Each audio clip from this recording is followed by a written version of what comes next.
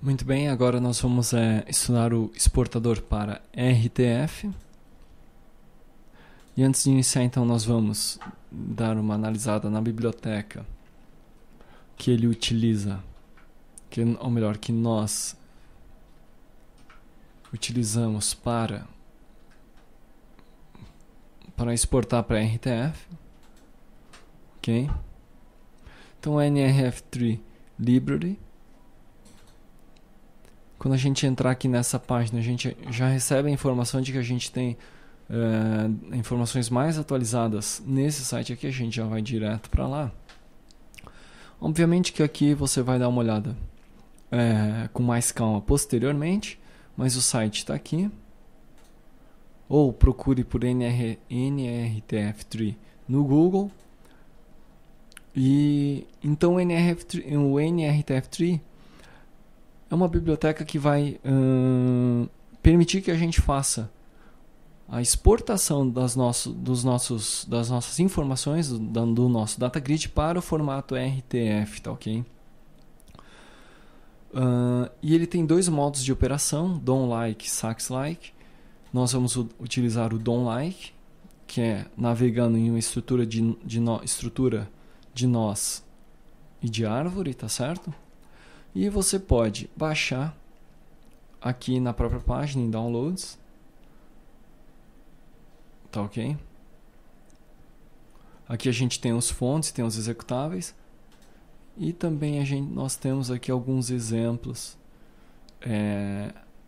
de como utilizar o NRTF3.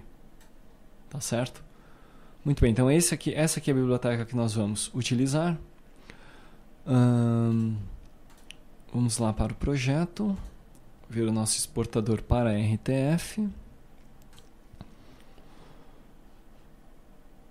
Aqui está, exportador RTF. Então observe que eu tenho essa biblioteca aqui no meu projeto, NRTF3. E aqui está então, mesma estrutura, né? Implementando a interface, implementando o método que ela define, que ela declara. E aqui aquele começo de classe de exportação padrão, ok? Obtemos aqui a lista de elementos do data grid. Vou testar para ver se a gente tem a lista e se essa lista tem elementos. Caso essa lista tenha elementos, nós vamos então abrir o diálogo aqui, esse diálogo para salvar essa lista em um arquivo, tá certo? O arquivo RTF.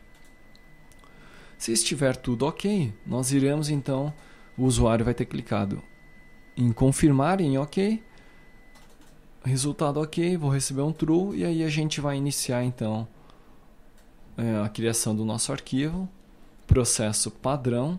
Agora observe que eu tenho uma pequena diferença aqui. Eu vou primeiro criar um arquivo cujo nome eu recebi lá no diálogo, vou criar esse arquivo, vou me dar um acesso de leitura escrita e já vou fechar esse stream, tá certo? Por quê? Porque eu vou abrir esse mesmo arquivo depois utilizando a classe RTF Document, que é a classe já da nossa biblioteca, tá certo? Então eu vou criar um novo objeto documento RTF abrindo esse arquivo, ou seja, eu estou informando que isso aí é um documento RTF e vou atribuir essa variável RTF-doc. Vamos instanciar o nosso string builder novamente e aí então eu vou preencher o cabeçalho, tá ok? Então para cada coluna eu vou dar um append do cabeçalho e na sequência vou adicionar uma tabulação. Então no meu RTF eu estou separando por tabulação, tá ok? Agora aqui vem uma característica específica de um documento RTF, que é a formatação da fonte, tá certo? Então observe que eu estou formatando essa fonte deixando o cabeçalho bold, tá? E aumentando a fonte do cabeçalho para 14. Adiciono esse texto, observe que eu fiz o append aqui, né? Adiciono esse texto ao meu RTF-doc, ao meu documento RTF, passando a string de formatação. Adiciono uma nova linha e reseto a minha formatação, reseto essa formatação que eu criei aqui em cima. Por que eu reseto? Porque as próximas linhas são de conteúdo. E essas linhas aí eu quero que estejam no formato padrão, ok? Então, novamente, adiciono o texto, adiciono nova linha, limpo a formatação, limpo o meu string builder, porque eu já usei o conteúdo dele. E agora então vou percorrer aquele laço que nós já vimos nos outros exportadores, tá? Para cada item na minha lista de itens eu vou percorrer cada uma das colunas do meu data grid, vou capturar o binding, capturar o path, a estrutura de objetos e vou declarar um objeto auxiliar. Vou navegar por essa estrutura, essa hierarquia de objetos, até que eu obtenha um objeto que contém o valor de fato, que é o valor que me interessa. Tá ok? Para esse objeto eu vou capturar a propriedade que está com valor. Capturo o conteúdo, essas duas operações por reflexão, vou dar um append do conteúdo, adicionar uma tabulação. Uma vez que eu percorri todas as colunas, eu vou adicionar no meu documento RTF, adicionar o texto e vou adicionar uma nova linha. Na sequência eu vou dar um clear no meu string builder. Tá ok? Então, ou seja, a diferença é, além de eu dar uma nova linha, eu sempre limpo o meu string builder após a inclusão, né? Por quê? Porque aí o string builder vem limpo de novo para cá. Percorri todo este laço, vou fechar o meu documento e vou sair do método. Tá ok? Meu arquivo está concluído. Vamos novamente executar agora esse teste para a gente ver.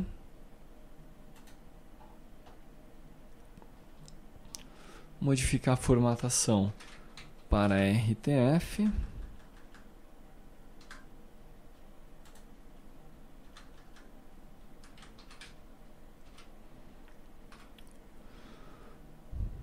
Vamos executar, aqui está minha lista de dados, vou exportar, dados lista, formato RTF, vamos salvar. Então veja que o Windows já reconhece, né, como um arquivo RTF, e aqui está então o meu arquivo de texto, aberto aqui no WordPad, né? Observe então que o cabeçalho está em fonte 14 e bold, né? Tá ok? Eu posso tirar o bold, mas ele está em fonte bold. E se você quiser fazer arquivos utilizando o RTF, arquivos mais sofisticados, eu recomendo que você leia aquela documentação, que é a documentação do NRTF3, que lá a gente consegue ter informações de como criar documentos mais sofisticados, né? Documentos mais complexos, tá ok? Aqui eu fiz um exemplo básico, mas para a finalidade e o objetivo desse componente, esse exemplo aqui é o suficiente, tá ok? Muito bem, então, na sequência nós vamos ver o nosso último exportador, que é o exportador Excel, e depois a gente já passa para Dependency Property e depois para finalização do projeto. Até a próxima.